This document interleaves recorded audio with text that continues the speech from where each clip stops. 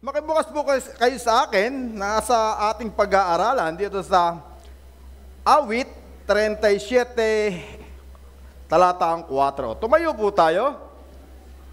Awit 37 or Psalms 37 verse 4. Nakita niyo po ba? Napakaiksi lang po ito. Tayo po tayo. Amen. Makiisa po kayo sa amin sa ating pagtayo. Sabay-sabay po nating basahin sa anumang pong wika at translation ang inyong mga Biblia. Psalms 37 verse 4. Delight yourself in the Lord, and He will give the desire of your heart. Ulitin po natin. Delight yourself.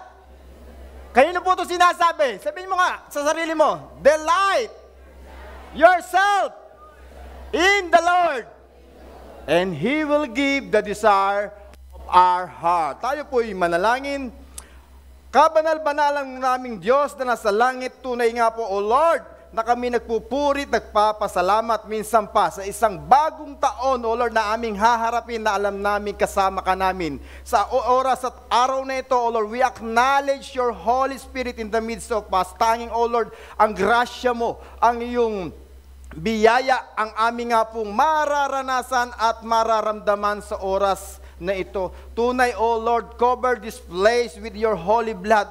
Only your power, O God, ang siya nga pong mananaig, O Lord, at siyang lulukob sa apat ng sulok ng bulwagang ito, O God. Tanging ang iyong mga salita, ang siya namin pong maririnig, ang aming makikita, ang iyong pangungusap, ang aming mararamdaman sa bawat puso't kaluluwa na naririto, O Diyos. Gamitin mo lamang ako bilang tungtungan ng iyong mga paa upang ikaw ang patuloy na maitaas, makita at magningning sa aming kalagitnaan, O God. Sa iyo mo namin pinagkakatiwala ang gawain ito. Pagpalain mo at pagpalain mo din ang mga salitang aming pagsasalusaluhan. Maging ang aming kapatiran ng mga nanonood online, saan man po sila nandoon. Patuloy, O Lord, ang dalangin po namin, the divine protection, divine healing, ay patuloy nila pong maranasan. Kaya, O Lord, sa iyo po namin pinagkakatiwala at binabalik sa iyong mapagpalang kamay. Let your will, in your way, in your wisdom, will be done in this morning. In Jesus' name we pray. Amen and amen. Hallelujah. Purihin ang Diyos sa buhay ng bawat isa sa atin. Tunay nga na napakabuti ng Diyos sa ating buhay. Amen. Mabuti po ba ang Diyos? Masasabi mo bang dakila ang Diyos sa iyong buhay? Masasabi mo bang ang Diyos ay patuloy na nagmamahal at nagpaparana sa iyo ng mabubuting bagay? Parang paina ng paina. Nararamdaman po ba natin sa taong ito na tayo'y mananagana sa maraming bagay? Naniniwala tayo, nananampalataya sa ating Panginoon Diyos na mayroong mga bagong bagay na ipakikita ang Diyos sa ating buhay. Naniniwala tayo sa taong ito na gagawa at kikilos ang Diyos according to His will, according to His purpose, na higit pa sa ating mga naranasan last year. Salamat sa dalawa. Parang hindi na naniniwala habang tumatagal ang bawat isa sa atin. Amen? Dahil dapat patuloy tayong manalig at manampalataya, maniwala sa mga salita at pangako ng Diyos sa ating nga pong pagdako at pag-aaral at pagbulay-bulay ng salita niyang iniwan sa atin, katulad nga po ng pangaral ng ating Daddy Bishop last Sunday. Sino po ang nandito last Sunday? Ba, parang nandito lang yung mga nandito last Sunday. Nandito po, wala na po ba? Sino ang nandito last Sunday? Kami po, nag-online lang, wala kami. May pinuntahan lang po kami. Pero nag-online naman po kami, nanood kami. Dahil nga po, may importanteng lakad lang po. At doon ko nga po napakinggan ang napakaganda nga pong isang utos, isang bagong mandate ng Panginoon na ipinahayag niya at ibinibigay sa atin. Amen? Na nakikita natin na yung pabor ng Diyos ay nasa mga anak niya. Salamat sa isang anak ng Diyos. Kung naniniwala kang ikaw ay anak ng Diyos, naniniwala kang ang pabor at ang grasya ng Diyos ay palagi sumasayo. Na palagi kang hinahabol ng mga pagpapala at ng proteksyon ng Diyos. At sa bawat araw, sa bawat sandali ng iyong pamumuhay, nakukuha mo at nakigagawa mong maging masaya at maligaya. Dahil sa presensya ng Diyos, walang kalungkutan. Parang di pa rin naniwala. Mamaya maiintindihan po natin sa ating pag-aaral kung bakit kailangan nating maging masaya, bakit nais ng Diyos na tayo laging matuwa sa tuwing tayo ay nagduduel in His presence. Dahil ito ang kalooban ng Diyos sa atin. Lalo na kung ating evaluate ang ating buhay, na nakita natin ng year 2024 na naging matagumpay ang ating pamumuhay. Say amen sa lahat na nakaranas. Wow! Praise God! Palakpakan nga po natin ang Panginoon. Dahil maraming ginawa ang Diyos sa ating buhay. Maraming ipinakita ang Diyos at ito'y ating naranasan. Marami tayong mga accomplishment, marami tayong na-achieve, marami tayong mga naabot na pangarap sa ating mga buhay. At nakita natin na tayong lahat ay nanagana in all areas of our lives. Hindi man lahat ay ating nakuha, pero at least nakita natin at naramdaman natin na mayroong ginagawang pagbabago ang ating Diyos. Amen? At hindi po sa pagmayabang at pagmamalaki sa inyo, kahit ganito po ang aming pamumuhay na aming mag-asawa, hindi ko po pinagyayabang. Taon-taon po sa tuwing kami darating ang bagong taon, nag-evaluate kami ng aming mga achievement at nagawa't nangyari at na-accomplish sa aming buhay kaming mag-asawa. At alam niyo po ba, hindi ko po pinagyayabang na taon-taon, palagi po kaming may nabibiling bagong-bago at branyong kalendaryo. Akala nyo kung ano pa, at least may nabibili tayong bago. Amen? May na-accomplish tayo kahit kalendaryo man lamang. Amen? Dahil minsan nakalulungkot na bilang isang Kristiyano na hindi mo nararamdaman na walang pagbabago sa iyong buhay. Bilang isang follower ni Christ, nararamdaman mo na parang ang iyong buhay lagi na lang nasa lugmok na kalalagayan, na ganito ang mga Kristiyano, kailangan maghirap, kailangan mag-sacrifice, kailangan magtiis. Pero hindi naman po yan ang kalooban ng Diyos. Although dumadanas po tayo, katulad nga po na sinabi ni Ate Carla lately, na mayroong tayong bibigay ng sakripisyo sa ating Panginoon dahil ito yung ating naging buhay. Ito yung naging ating passion to obey the Lord and to serve Him only. Amen? Na sa tuwing tayo ay dadalo sa Kanyang gawain, sa tuwing tayo nagsiserve sa Panginoon, ang kagalakan ay nag-uumapaw sa ating puso kahit ang ating pisikal na pangangatawan ay nanlulupaypay at nangihina. Amen? Salamat sa mga servant ni Lord. Iilan lang po ang yata ang naglilingkod. Pero naniniwala naman ako lahat tayo servant ni Lord. Amen? Yan lang po, upuan nyo pong yan. Yan ay obligasyon ng upuan every Sunday. Amen? Obligasyon nyo na po yan. Kaya walang makakaupo dyan kundi ikaw. May pangalan niya sa ilalim. Alam po yan ng mga ushery kung sino yung nawawala pagka hindi kayo dumalo na every Sunday. Kasi alam niya yung pangalan mo at alam niya kung saan ka nakaupo. Tingnan niyo po yung ating napakagandang ushery. Memorize niya kayo. Sa ulado na yung inyong mga pangalan. Dahil nga po, iyan ang ating obligasyon as a servant of God. Hindi lang sa pagtayo sa pulpitong ito o sa altar na ito tayo makikitang naglilingkod sa Diyos. Maging yung upuan lang yan is the simple na utos ng Diyos na dapat natin sundin at gawin sa ating buhay. Amen? At sa ating nga pong paglakad at pagsunod sa ating Diyos, every year, hindi nawawala po sa atin.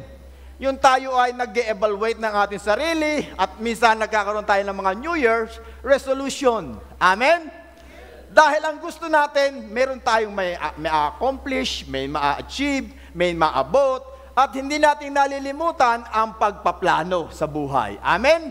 At sometimes mga po, dahil sa kagustuhan natin na makamit ang karangyaan, ang prosperity, ang kaginhawahan at kaayusan sa ating buhay, sometimes naniniwala pa nga tayo sa mga pungsoy. Salamat sa Diyos at wala na rito. Walang nag-amen. Pero mga namili ng Lucky Charm. Tingnan nyo yung katabi nyo, baka meron pa dyan, nakasingit. Kung hindi man namili, namigay ng Lucky Charm. Na naniniwala na ang mga Lucky Charm na to magbibigay ng good luck, swerte sa ating buhay. Na bumili ka ng mga bilog na pagkain, ng mga pagkain masasarap, masaya. naglagay ng salamin sa pagkainan para doble daw ang kanilang blessing na makatatanggap ngayong taon. At yung iba pa nga po, naniniwala pa na kapag daw siya ay tumalon, ano po? Pag tumalon siya ng New Year, siya daw ay tatangkad. Huwag po kayong maniwala doon. Bigyan ko kayo ng hamon. Kung totoo po iyon, every year, hilahin po natin yung ating ilong. Tingnan nga natin kung tatangos. Amen?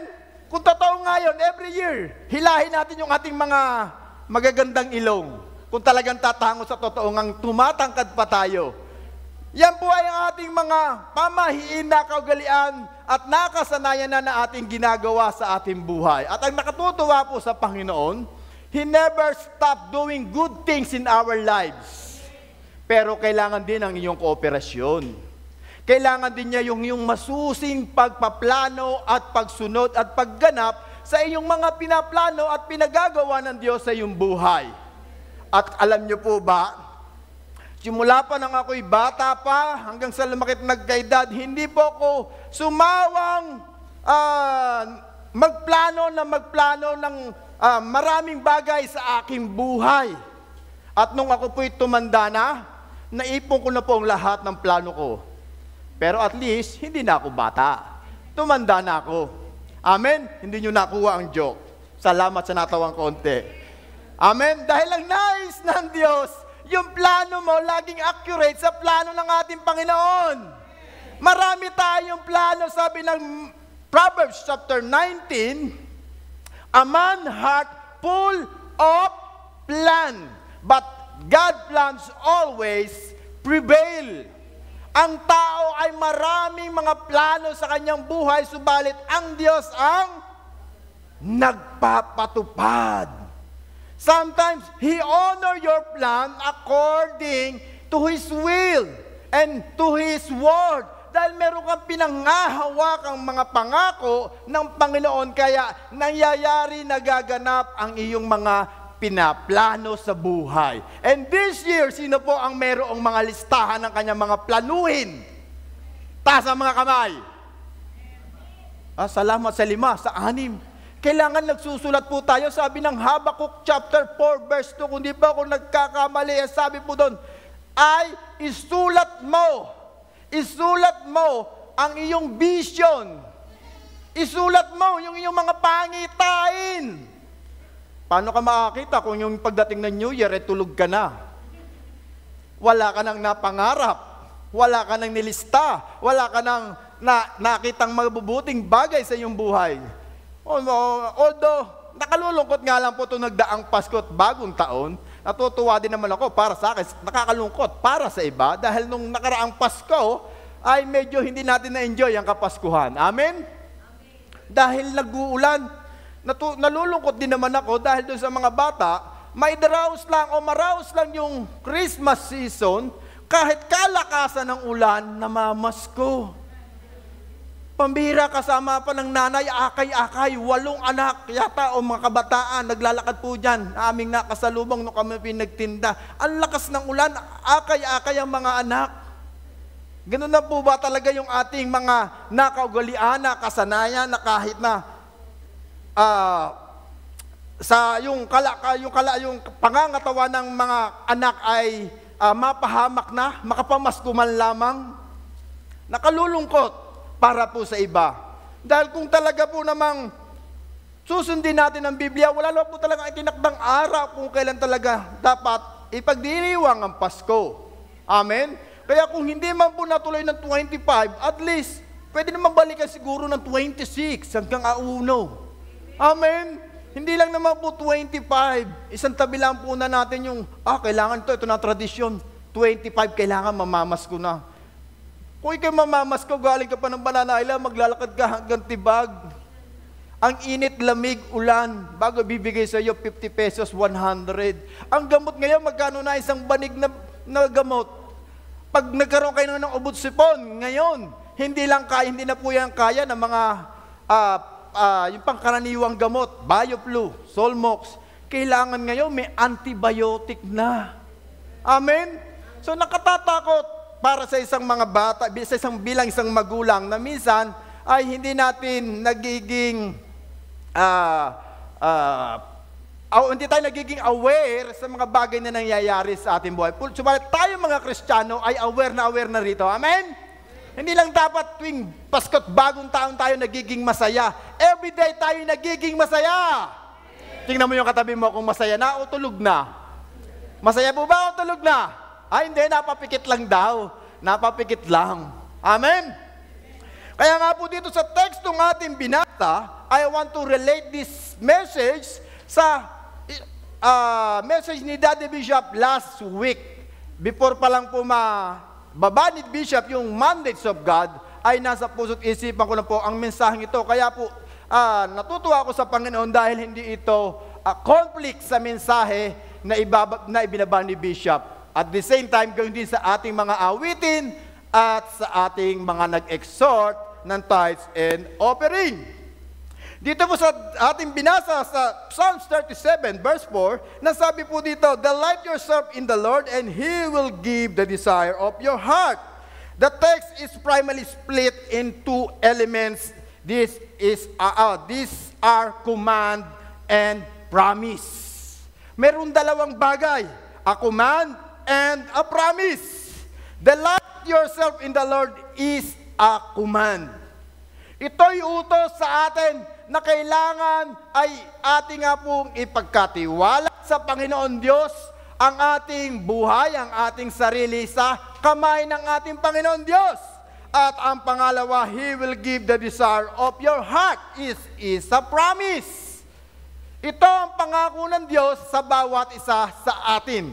Subalit, being a Christian, sometimes nababaliktad natin ang dalawang bagay na ito. Sometimes we start to desire of your heart and we skip over the first part.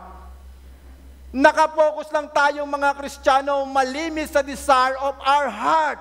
Nakapokus tayo malimit sa pagpapala ng Diyos, sa favor ng Diyos, sa breakthrough ng Panginoon Diyos. Nakapokus tayo malimit sa mga material na bagay, sa finances, emotional blessing.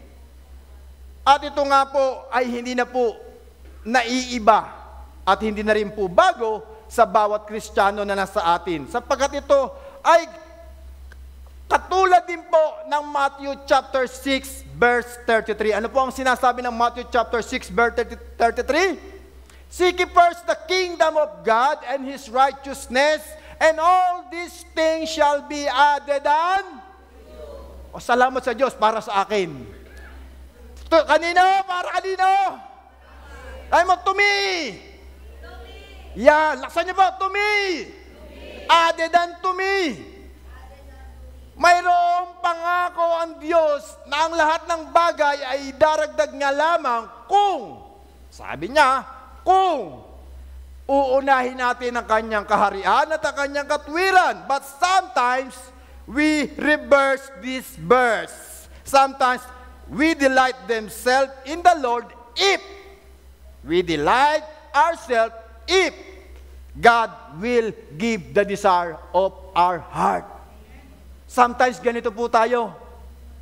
Susunod ako sa Diyos, ipagkakatiwala ako sa Diyos ang lahat ng bagay kapag pinagpala niya na ako.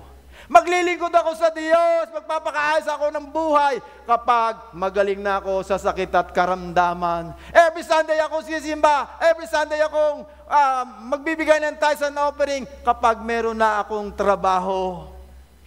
Maglilingkod ako sa Panginoon, aawit ako, sasayaw ako sa Diyos kapag mayroon na akong anak o meron na akong bahay at lupa, meron na akong magarang sasakyan at higit sa lahat, meron na akong love life.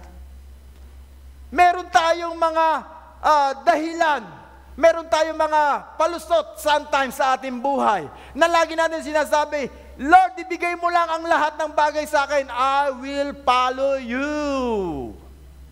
Amen? Sometimes ganito po tayo. Sabi nga ng isang kwento ay ganito. Sabi niya, may isang mag-ama na nag-uusap. Sabi niya, Pa, pwede na ba akong magkaroon ng boyfriend? Hindi siya pinansin ng kanyang ama. Sabi niya, "Pa, sige na, pwede ba akong magka-boyfriend? Nasa tamang edad na naman ako eh." Hindi pa rin siya pinansin ng kanyang ama. At hanggang nangulit ang bata to, "Ma, pa, hindi mo ba ako mahal? Bakit ayaw mo akong payagang magka-boyfriend? Ang tanda-tanda ko na, nasa tamang edad na ako, meron na akong halap buhay, meron akong bahay lupa. Bakit ayaw mo pa akong payagang magka-boyfriend?" At nagsalita ang kanyang tatay at sabi, "Roberto, magtigil ka. Dapat magbago ka. Gusto mo boyfriend ka ng boyfriend, lalaki ka. Lalaki ka naman pala." So sometimes ganito po tayo. Lagi natin pinagpipilitan yung sarili nating gusto. The desire of our heart. Bago tayo sumunod sa Panginoon Diyos. Amen? Sometimes, ay nababaliktad po natin ang verse nito. Pero malinaw na pong sinulat ng Biblia na kailangan we must delight ourselves first before God give the desire of our heart.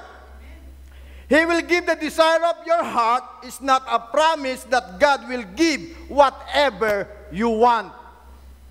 Hindi sinabi ng Diyos na pagka binigay niya ang nais ng puso mo, ibibigay niya ang lahat ng bagay na pinapangarap mo. Na lahat ng gusto mo ay ibibigay niya. Hindi ganun ang Panginoon. Hindi mo pwedeng sabihin, "Lord, kung hindi rin lang siya ang magiging asawa ko at magiging nobya ko, pwede mo na siyang kunin." Hindi ganoon ang Diyos. Amen? Dapat yung plano mo, yung nais mo, according to His will. God always shape our heart to become His heart. Na ang nais ng Panginoon, yung puso mo maging katulad ng puso ng ating Diyos. Dahil sabi ng Jeremiah chapter 17, our heart is most deceitful. Mapanglinlang ang ating puso. Minsan, o malimit, nagbabago yan. Amen? Noon, gustong-gusto mong magkaroon ng damit na sunod sa uso. Every year, nagbabago ang outfit. Di ba? Dati, natutuwa ka na meron ka ng mga bagay na hinahanap mo before. Pero ngayon, laos na. Pangarap mo lang dati magkaroon ka ng cellphone. Cellphone na mayroon kang makaka-text, makakatawag, makaka-chat. And now, pa-upgrade na ng pa-upgrade. Iniintay ko na lang po yung cellphone magkaroon ng folding bed sa loob at microwave. O kaya mag-produce ng bigas para hindi na tayo maghanap buhay. Dahil hindi tumitigil ang ating teknolohiya sa pag-advance. Kaya yung ating buhay dapat din nag-a-advance. Dapat din nag-move on. Nagbabago. Na makaayon tayo sa tinatakbo at tinatahak ng mundong ito. Hindi para makiayon, kundi para makasabay with the presence of the Lord. Amen? Na hindi tayo malinlang din ang kaaway dahil sa nais nating makamtan ang mga bagay na nasa mundong ito. This verse says, "Delight yourself in the Lord," but the common problem that we are seeking to find our delight in something beside the Lord. Dahil minsan, yung pagde-delight natin ng ating puso sa Panginoon ay natatagpuan natin sa iyong katabi. Tingnan mo yung iyong katabi. Minsan, mas dinidelate mo pa yung iyong puso, yung iyong buhay. Ano ba ibig sabihin ng delight? To delight in the Lord is to enjoy all the blessing that we find in Him. This delight is found in the secret time that we spend in God present. And the Merriam-Webster says, he defined that the delight means the word is a high degree of gratification or pleasure as extreme satisfaction or something that give great pleasure sa ating lahat. Ito ibig sabihin ng delight. Na i-enjoy mo yung bawat sandali, bawat moment na kung ano ang iyong nasa ng iyong laman. O nasa ng iyong puso? Nasa ng iyong damdamin? Kaya tingnan mo yung katabi mo uli. Yung ating laging kasama araw-araw, kasama natin every Sunday, at kasama natin sa ating mga panalangin. Na-enjoy mo bang kasama siya? Tingnan mo nga, ano kapatid? Kausapin mo, dali po. Kausapin mo, kapatid.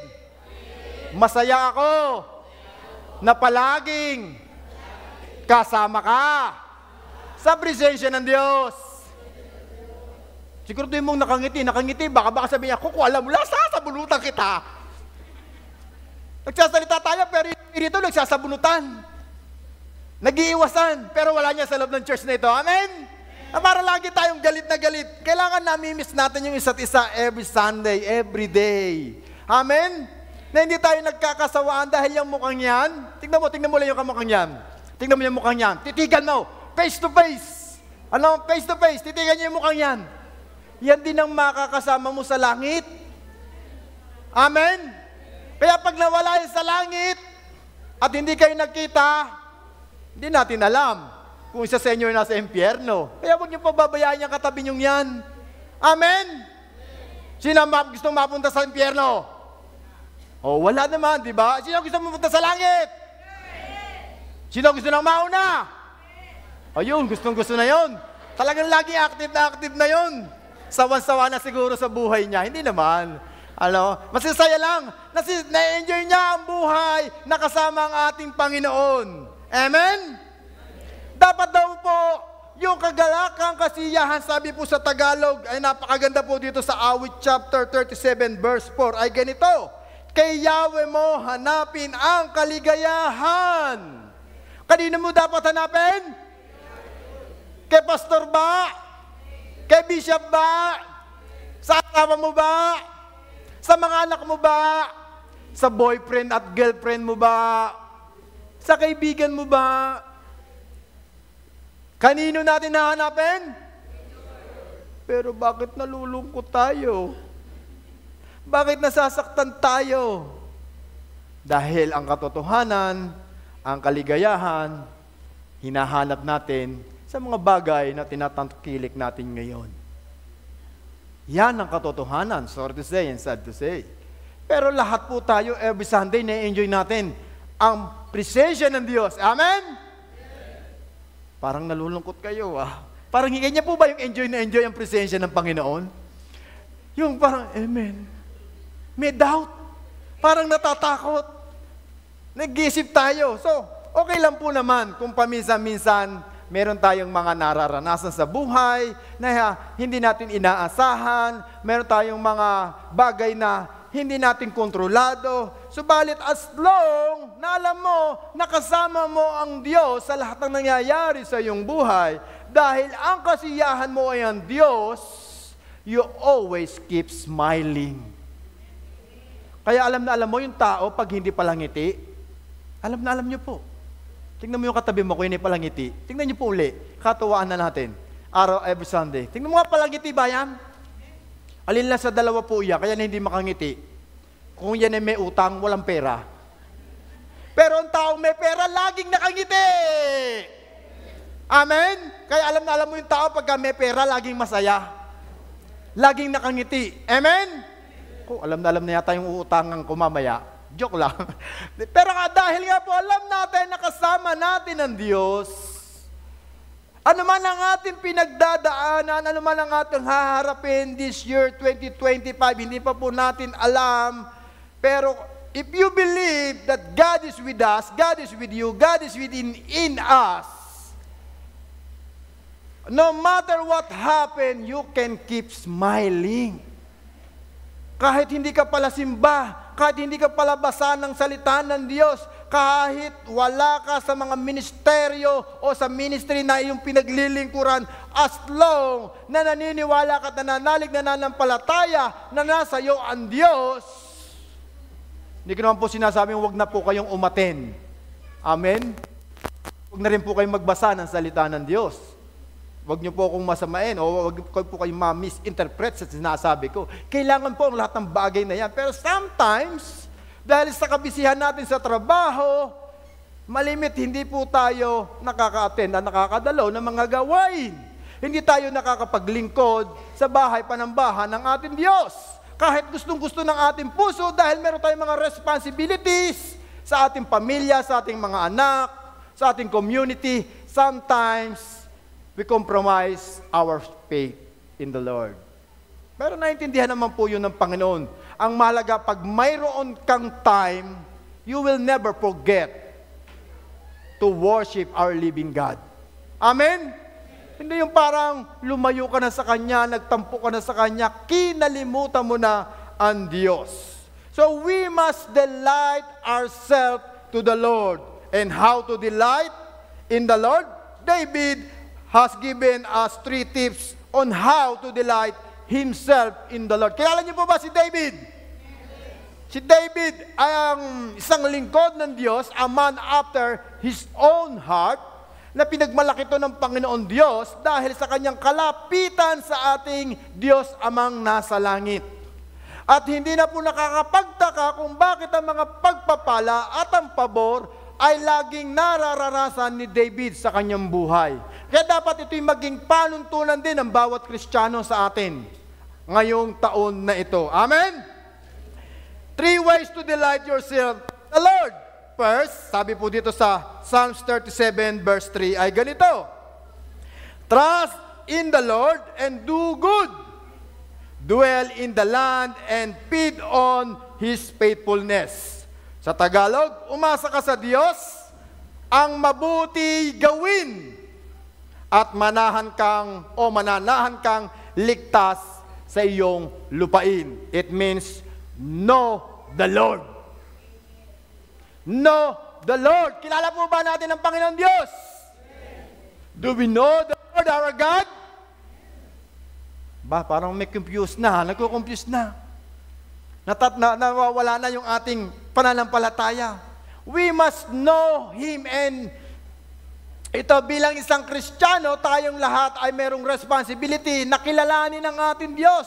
Paano tayo magtitiwala ng buong puso, buong kaluluwa, at ang buong lakas at ang buong pag-iisip sa isang Diyos at buhay na Diyos kung hindi natin siya kilala o hindi natin ninanais na kilalanin ang Diyos ni Abraham, ni Jacob, at ni Isaac, na siya ring Diyos na ating pinagsisilbihan at pinaglilingkuran ngayon. Kilala po ba natin ang Diyos? Salamat sa iba. We can't know Him more kung tayo'y uupo lang sa isang upuan. Kahit nga yung kapareha mo, yung asawa mo, hindi mo masasabing kilala mo na siya ngayon, kahit matagal na kayong nagsasama. Tama po ba? Natitiyak ko, meron at meron niyang lihim na hindi mo pa rin alam. Meron at meron. Hindi ko po sinabi ito para mag-away kayo, ha? Kasi sometimes may mga lihim na hindi na talaga dapat sinasabi sa kanyang kapareha. Pero kung tinasa inyong pag-uusap, nasa sa inyo naman po yun. Pero naniniwala ko na hindi po natin kilala pa rin ng lubusan ang ating mga kapareha at asawa. Amen po ba? Ganon din ang Panginoon Diyos. Kahit gaano pa natin katagal na Kristiyano, 5 years, 10 years, 20 years, at habang tayo'y nabubuhay, hindi pa po natin nakikilalang lubusan ng Diyos. Kaya kailangan kilalanin natin siya. Kaya si David, kahit siya ay nasa tarpastulan, he never stopped make a new song. Lagi siya gumagawa ng mga awiting nagbibigay ng kapurihan, kaluwalhatian sa ating Panginoon Diyos.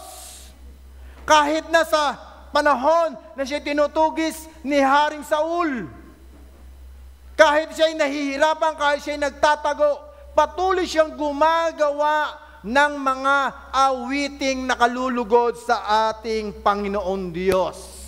Dahil kinikilala at kilala niya ang Diyos at kilala rin niya o kilala rin ng Diyos si David. Kaya nga pinagmalaki ng Panginoon Diyos si David. Yan anak ko, the man after own heart o my own heart.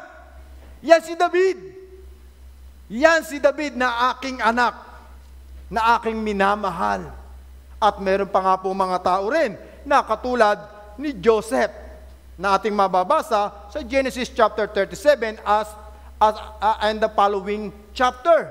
na makikita po natin doon ang paghihirap ni Joseph sa kamay ng kanyang mga kapatid at sa mga lupaing kanyang napuntahan. Sabi po dito, being betrayed by his brother. Ano po ang ginawa sa kanya? Binugbog dahil sa selos at pinagbili siya sa isang merchandiser upang siya makarating sa Ehipto. And Joseph was taken into the Egypt and then thrown in the jail for a crime he did not commit. Ano pong nangyari sa kanya? Napagbintangan siya ng panggagahasa sa asawa ng parao, yan po, parao, ng kanyang general. Ano po ba? Ng kanyang leader. Dahil ito ang kanyang, sa kanya ibinigay o what do you call that? Ito yung kanyang kaso na ibinigay kay Joseph na siya nga po daw ay nanggahasa ng asawa. At in jail, he sometimes felt discouraged. Ano po ang nangyari sa kanya? Dahil may mga tao siyang tinulungan doon. Nag-interpret siya ng isang panaginip. At nalimutan siya ng mga ito. But through his faith, he became known as someone who could interpret dreams. So when Pharaoh, the king of Egypt, was having a sleepless night, full of difficult dreams, he summoned Joseph from the jail. Makikita po natin dito sa buhay ni Joseph ang pagkakilala niya sa ating Diyos. Ang nakatutuwa po dito habang kong binabasa ang Genesis chapter 37 hanggang Genesis chapter 50, makikita po natin sa buhay ni Joseph, he never complained to the thing happened in his life. He never complained. He never regret. Hindi ko nakita siyang nagreklamo. Hindi ko nakita siyang nagalit. Maring nagtampo sa kanyang mga kapatid. Pero hindi siya nagsalita ng anumang bagay. Dahil bilang Kristiyano, dapat nakikita ang Diyos sa ating buhay. Tingnan mo yung katabi mo uli. Tingnan niyo po yung katabi niyo. Nakikita mo ba ang mukha ng Panginoon sa kanyang buhay? Nakikita mo ba si Kristo? Na sa tuwing kasama mo siya, natutuwa kang laging kausap siya? Na lagi mo siyang gustong makikita? Na gusto mo lagi siyang, saan ka pumunta, lagi siyang kasama? Gusto niyo lagi kayo nagbabanding dahil nakikita mo si Kristo sa kanyang buhay. Amen. Kaya nga po doon sa Genesis chapter 39 verse 2, ang sabi ng salita ng Diyos, because God is with Joseph. Nakikita sa isang Kristiyano na siya ay isang followers and believer ng ating Panginoon Diyos. Hindi lang every Sunday at pag naandito, pistura tayo. Hallelujah, hallelujah, praise the Lord. Tumahimik na. Dahil from Monday to Saturday, ano ang ating buhay? Nakikita pa po ba ang Diyos? Nabibigyan pa ba ng kaluwalhatian ng Diyos sa ating buhay? Baka nandun tayo sa 1, 2, 3 nagkatipon. Sigurado may tong-itan. Merong tagayan, may inuman, at mayroong yosihan. Kung saan may nagkaumpukan na 4-5, nandoon nagkakachismisan. Nag-share pa ngayon, mas madali ngayon ang chismis. May group pa ngayon. Nakagroup pa sa Facebook. Tingnan nyo nga yung Facebook. Sa Messenger, baka kayo ay nandoon sa group na iyon. Group ng mga Marites, Marichu, at Marisol. Wala po niya sa loob ng church na ito. Amen? Dahil dito, ang group natin ay puro kabanalan. Amen? Puro salita ng Diyos ang ating pinag-uusapan. Baka bukas makalawa na doon tayo sa pulong ng mga maghuhuweting. Huweting dito, huweting doon. Puro tayo sugal. Sabi mo, kapatid, 2025 na. Tingnan mo naman, bakit natatakot ka sa kapatid mo? Tingnan mo, huwag kang matakot, kapatid. 2025 na. Magbago ka na. Sabihin mo naman, lalo ka na. Amen? Kailangan nagbabago tayo. Huwag kayong matakot. Huwag tayong mahiya. Dahil dapat makita sa atin. Sometimes, ako po'y nalulungkot kapag ako po'y may nadidinig. Dahil sinasabi po sa akin, ay ganito, di ba ikaw ang pastor ng CSF? Opo, bakit po? Bakit hindi mo mapagsabihan yung mga miyembro mo? Bakit hindi mo sila pangaralan sa mali nilang mga gawa? Bakit hindi mo sila i-lead sa tamang gawa? Masakit madinig bilang isang lingkod ng Diyos na yung kapatiran natin, ang kahinaan niya, ang kasalanan niya, ay nagiging kasalanan din ng iba. Lalo na ng mga tumatayo sa inyong harapan.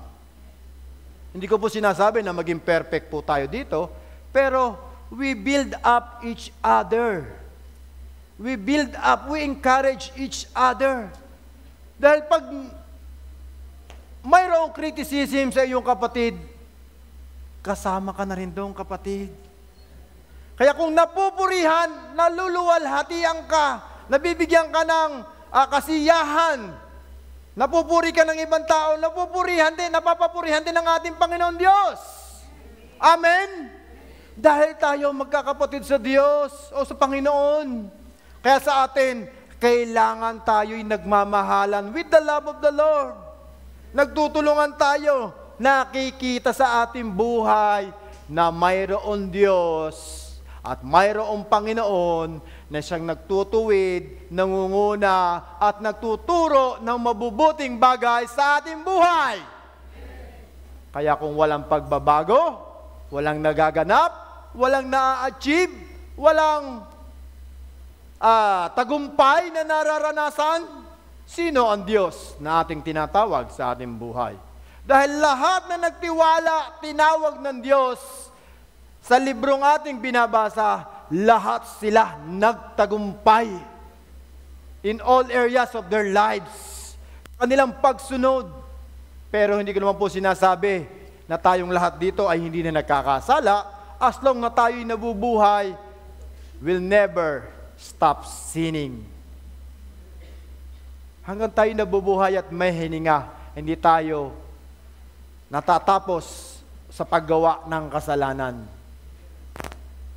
Yung pagtingin nyo nga sa katabi nyo, tingnan nyo yung katabi nyo. Diba, minsan may naiisip na kanyang kakaiba.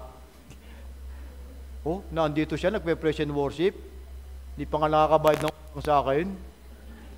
Oh, diba? Reality. In reality, tama po ba? Salamat sa nakakaranas at nakaka-relate. Pero dahil mahal mo sa Panginoon, kalimutan mo na yon. Amen? Bayaran ka, salamat. Kung hindi, salamat pa rin. Dahil kung hindi man sila makabayad, sabi ng salita ng Diyos, hayaan mo ang Diyos ang magbalik sa iyo. Dahil ang pagtulong sa kapwa ay parang pagpapautang sa ating Diyos at siya ang mayroong pananagutan. Ang Panginoon ang magpapala sa iyo ng 7 beses. Diba? Ganoon ang salita ng Diyos. Kaya kung the more nating nakikilala ang ating Panginoon Diyos, the more na kaya mong mahalin iyang katabi mong yan. Kaya mo bang mahalin yung katabi mong yan? Tignan mo nga uli ang katabi mo. Mahal na mahal mo po ba yan? Kaya mo bang mahalin yan? Dahil yan, mahal ni Lord. Amen? At ang pangalawa, love God's Word. Sabi po dito sa Psalms 37, verse 5, commit your way to the Lord, trust also in Him, and He shall bring it to pass. Ang iyong sarili sa Kanya italaga, tutulungang ganap kapag ikaw ay nagtitiwala. Tutulungan tayo ng Panginoon Diyos sa lahat ng ating nararanasan at mararanasan this year. Sa pamamagitan ng salita ng ating Panginoon Diyos. Kaya sabi nga po ni Ate Carla kanina, kailangan magdoble pa tayo. Kailangan magkaroon pa tayo ng extra mile. Double time tayo. Kung gusto natin laging overtime sa trabaho, kailangan mag-overtime din tayo sa pagbabasa ng salita ng Diyos. Hindi sa pagbabasa ng horoscope. Parang may nagbabasa pa may natatawa pa At ng mga fortune teller. Love God's Word.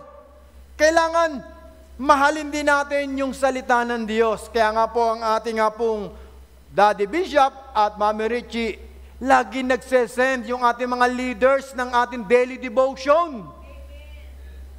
To feed us of the Word of God.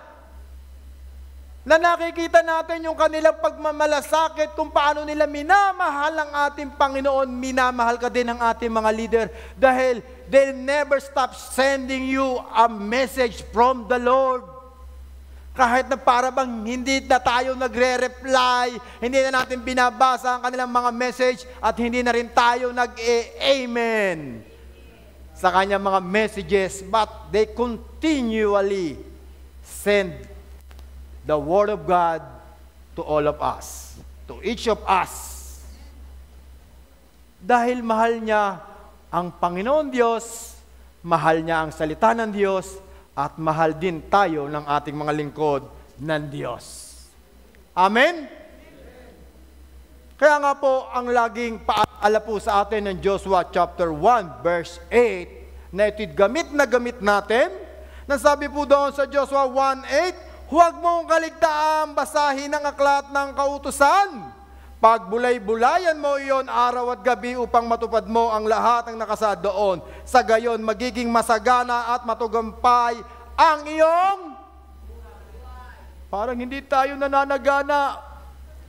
Mananagana ang ating pamumuhay. Kung tayo patuloy na nagbabasa at sumusunod sa salita ng Diyos, sabi nga po din ng Revelation chapter 2:1 verse 3, mapalad ang taong nagbabasa at sumusunod ng salita ng Diyos. Ito po, basahin ko po. Mapalad ang bumabasa ng aklat na ito, ang mga nakikinig sa propesiya nito, at tumutupad sa nasusulat dito, sapagkat malapit na itong maganap. Malapit na itong maganap. Anong pangako ng Diyos sa pinangahawakan mo, kapatid? What the promise of the Lord na yung pinaniniwalaan, sapagkat ang sabi ng malinaw na sinabi ng Revelation, malapit na itong maganap. Anong salita ng Diyos ang hawak mo, kapatid? Anong pangako niya na yung pinagbubulay-bulayan ng lagi mong minememorize, minemeditate at ina-apply sa iyong buhay, sapagkat malapit na itong maganap. Walking distance na lang. Abot kamay mo na. Amen?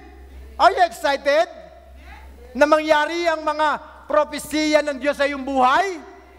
Yung nais ng Diyos na buhay na ganap at kasiya-siya? Yung ikaw'y gumaling sa iyong sakit at karamdaman? Nang iyong mga anak ay makakilala at makasunod sa kalooban ng Diyos? Nang iyong buong pamilya ay maligtas? Nang iyong mga negosyo ay magtagumpay at dumami? At makakaroon ka ng magandang buhay? Magkaroon ka ng magandang trabaho, magkaroon ka ng pamilyang masaya, marami kang mga anak na masusunurin at mababait, at mapapagmahal ng mga biyanan. Parang nalulungkot pa kayo Ito ang pangako ng Diyos. Amen? Ito ang promise ni Lord sa atin. Na kailangan mahalin natin yung salita ng Diyos. Kahit hindi mo memorize o hindi mo man mabasa ang Bibliyang ito, at least, kahit naman po sana, isang memory verse, meron kang pinangahawakan. Meron ka bang memory verse, kapatid? Tanong mo, kapatid, ano ang memory verse mo? Meron ka po bang memory verse? Paano ito mangyayari at magaganap sa iyong buhay? Kung wala kang memory verse, kung ang iyong pinangahawakan, may bago na namang virus, lumalaganap na naman. Kung ang iyong pinangahawakan, green light, red light, yellow light. Mas pinaniniwalaan mo pa ang Squid Game, ang Netflix. Mas subaybay na subaybay mo at alam na alam mo pa ang istorya ng Lavender Fields.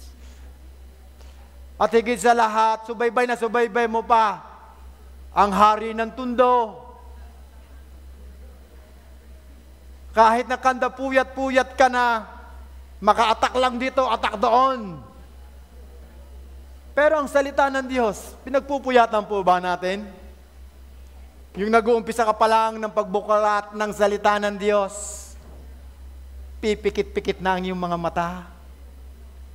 Amen? Nakita mo na lang yung muta mo umaga na pala sa pagbabasa ng salita ng Diyos. Kahit nga po, ang mga lingkod ng Diyos na nakatayo sa inyong harapan ay nagbabasa ng salita ng Diyos. We never stop reading the Word of God. Even Apostol Paul, sa kanyang pangangaral, isa-isang bihasa, isa siyang mahusay pagdating sa law at sa salita ng Diyos. Ang sabi niya sa Philippians chapter 3 o sa Philippians chapter 3 verse 10 to 11 ay ganito, ang tanging hangarin ko ay lubusang makilala si Kristo. Ang tanging hangarin ko ay lubusang makilala si Kristo, maranasan ang kanyang kapangyarihan, ng kanyang muling pagkabuhay, makibahagi sa kanyang mga paghihirap at maging katulad niya sa kanyang kamatayan upang ako man ay muling buhayin mula sa mga patay. Kahit si Apostol Paul, nakalhati ng libro ng New Testament ay siyang nagsulat. Taasan niyang sinasabi, with the boldness and confidence, he never stopped knowing God. Dahil mahal niya ang Diyos, mahal niya rin ang salita ng Diyos. Amen? Mahal po ba natin ang Diyos? Mahal po ba natin ang salita ng Diyos? Eh, yung kapatid mo, mahal mo ba yan? Parang pahina ng pahina pa rin. Kung mahal po natin yan, o mahal natin ang ating Diyos, dapat mahal din po natin ang ating katabi. This is the way how we delight ourselves to the Lord, to love His Word. At ang panghuli, live it out. Live it out. Sabi po dito sa Psalms 37 verse 7 ay ganito, rest in the Lord and wait patiently for Him. Do not fret because of him who prosper in his way, because of the man who bring wicked schemes to pass. At sa Tagalog, sa harap ni Yahweh ay pumanatag ka, maging matiyagang maghintay sa Kanya. Huwag mong kainggitan ang gumagaw o gumiginhawa sa likong pamararaan o umunlad man sila. Live it out. Kailangan sa harap ni Yahweh, lagi kang panatag.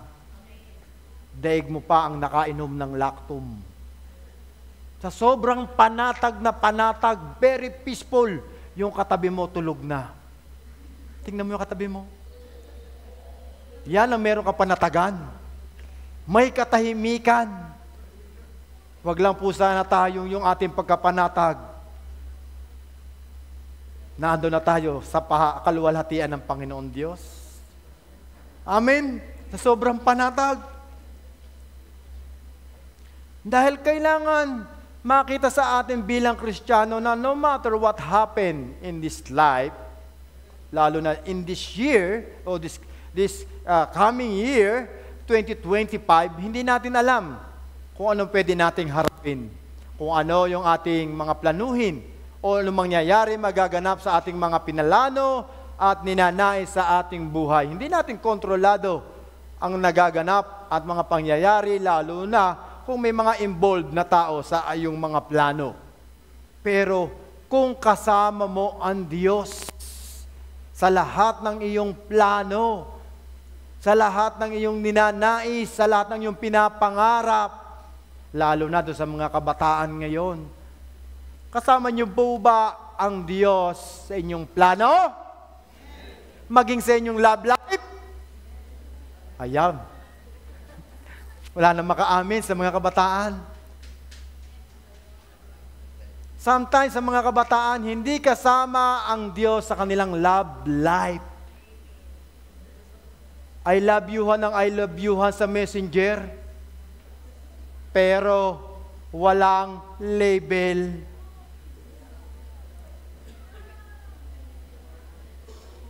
Puyatan ng puyatan, pakikiligin ng pakikiligin, tapos di ka naman jowain. In relationship ka nga, pero bakit naka-hide sa profile ng Facebook niya? Because sometimes we ignore God in our love life. Kailangan sundin ko yung puso ko. Mga kabataan! Nandiyan ba kayo? O lalo na sa mga wala pang asawa at nobya. 2025 na, madadagdagan na naman ang taon. Wala pa si Mr. Right and Miss Right. Lalo na kung wala na sa kalendaryo. Napatanda na tayo ng patanda, nagkakaedad na tayo. Ang lagi natin sa isipan, lagi natin binibigkas, life begin at 40. Pero life begin at Jesus. Huwag tayong maniwala, life begin at 40. Mas naniniwala ako, maintenance begin at 40. Sino mga 40 anyos na dyan? Mga nagbe-maintenance na. Di ba? Sa buhay ngayon, bakit? Dahil sa mga kinakain natin, ginagawa natin before, hindi natin kasama ang Diyos. Aminin natin. Kaya ngayon, 40 anyos pa lang may maintenance na. Kaya mga kabataan, maging aral na sa inyo. Kaming mga matatanda at nauna sa inyo. Na huwag iiwanan ng Diyos sa inyong buhay. Hindi niyo po napapansin, pabata ng pabata ngayon. Ang mga namamatay, pabata ng pabata ang mayroong mga sakit at karamdaman. Dahil iniwanan namin ang Diyos pagdating sa larangan ng pag-ibig. Sabi ba naman ng awitin, o pag-ibig, unang kasabihan, pag-ibig, hahamakin ng lahat, makantan ka lamang. Kaya kahit ang Diyos kakalimutan, makuha lang ang tamang pag-ibig na ninanais niya. Kaya 1 year, 2 years, nagsama, hiwalay na. Kabubukas pa lang ng bagong taon, ano na ang trending? Alam na alam ang trending. Baka bubukas pa lang ng bagong taon, hiwalay na. Why? Wala ang Panginoon Diyos sa ating buhay. Kaya dapat bilang isang Kristiyano makita sa atin na tayo ay sumusunod sa kalooban ng Diyos. Katulad ni Elisha, nakita ng babaeng Sunamita ang Panginoon sa kanyang buhay. Ito yung ating mababasa sa 2 King chapter 4. Nasabi ng isang Sunamita, minsan si Eliseo pumunta sa Sunem, may isang mayamang babae roon at siya'y inanyayahang kumain sa kanila. Mula noon, doon siya kumakain tuwing pupunta sa lugar na iyon. Sinabi ng babae sa kanya, natitiyak kong isang banal na lingkod ng Diyos ang taong ito. Natitiyak ko, ramdam na ramdam, kitang-kita at patuloy na gumagawa ng mabubuting bagay ang isang lingkod ng Diyos. Kaya nasabi niya, natitiyak ko na ang taong ito ay lingkod ng Diyos. Masasabi po ba ng ating mga taong nakakasalamuha na ikaw ay isang born again? Born again ba yan? Parang hindi Parang burn again. Kailangan bilang isang Kristiyano, sa pananalita, sa mga gawa, sa kilos, sa pag-iisip, maging sa ating mga pinopost. sa Facebook.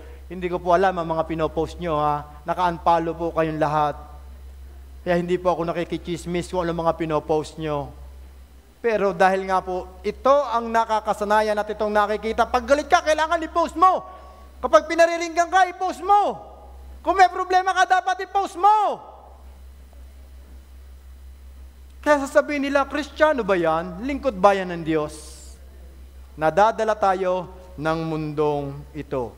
Kailangan makita sa ating buhay si Kristo if we delight ourselves into the Lord.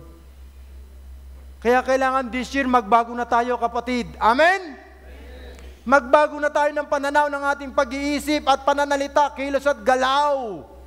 Sa gayon, God will give the desire of our heart. Kaya baka hindi pa natin nakakamit ang mga nais nating sa buhay dahil nananahan tayo, nagtitiwala tayo at umaasa tayo sa ating sariling karunungan, kaalaman at kakayahan. Kaya lalong pahirap ng pahirap ang ating buhay. Kaya hindi natin naabot ang ating mga pangarap, kung bakit tayo nasasaktan, kung bakit tayo nalulungkot, bakit tayo may mga broken heart, bakit tayo mga wounded, bakit tayo may mga sakit at karamdaman. Because sometimes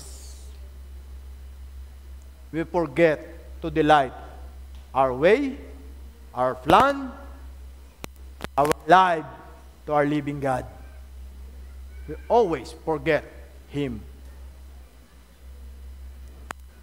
Kaya malimit nararamdaman mo sa iyong buhay, you are alone. You are empty. You are broken-hearted. Sometimes ramdam mo, walang nagtitiwala sa iyo, walang nagmamahal sa iyo, walang umaalala sa iyo, walang umuunawa sa iyo. You are alone. Kahit meron kang pamilya, kahit may mga kapatid ka, may magulang ka, parang pakiramdam mo, nag-iisa ka na lang lumalaban sa mga pangarap mo, lumalaban, para taguyod ang iyong buong sambahayan, lumalaban sa isang relasyon. Sometimes, we failed. And because we failed to delight ourselves in the Lord. I want to use this kind of battle as in my illustration to grasp the message in this morning. Kung nakikita niyo po ang isang boteng ito, nakikita niyo po ba? Ang boteng ito, if you buy it in the marketplace, how much we can buy? Almost 8 pesos to 10 pesos in the marketplace. Pero pag inilagay ito sa convenience store, magkano na ang halaga? 15 pesos to 30 pesos. Nagkakaroon po ba ng value? Yes. Kapag ang isang boteng tubig na ito ay binili mo sa eroplano, do you know how much this bottle of water? Do you know? 250 pesos. That the same bottle na ating binili sa marketplace. The same amount of water, the same size. Wala namang kakaiba sa boteng ito. Walang kakaibang lasa sa tubig na naririto. It always the same. But if you put this bottle sa lugar na kung nasaan binibigyan ka ng mas mataas, mas mahalagang value, doon mo mararanasan ang tunay ng silbi at dahilan ng iyong buhay. No matter how useful you are, if you are in the wrong place, if you are in the wrong place or places, you are worthless. Wala kang halaga. Kapag nasa maling tao ka, nasa maling lugar ka, nasa maling kalalagyan ka o kinalalagyan. Pero kapag ang bottle nito o ang boteng ito ay nasa isang maganda, malaki at maayos na kalalagayan, it become valuable. Nagmamahal. At ang bottle na ito ay ang buhay mo, kapatid. Minsan, pakiramdam mo wala kang halaga. Bakit? You're in the wrong person. You are in the wrong place. Baka mali ka lang pinagkalagyan. Baka may mali kang pinagkatiwalaan at binigyan ng iyong puso. Meron kang pinagkamaling lugar na kung saan dapat ka malagay. Pero if you delight yourself in the Lord, if we delight yourself in the Lord, you are so special. You are valuable because you are His apple of His eyes.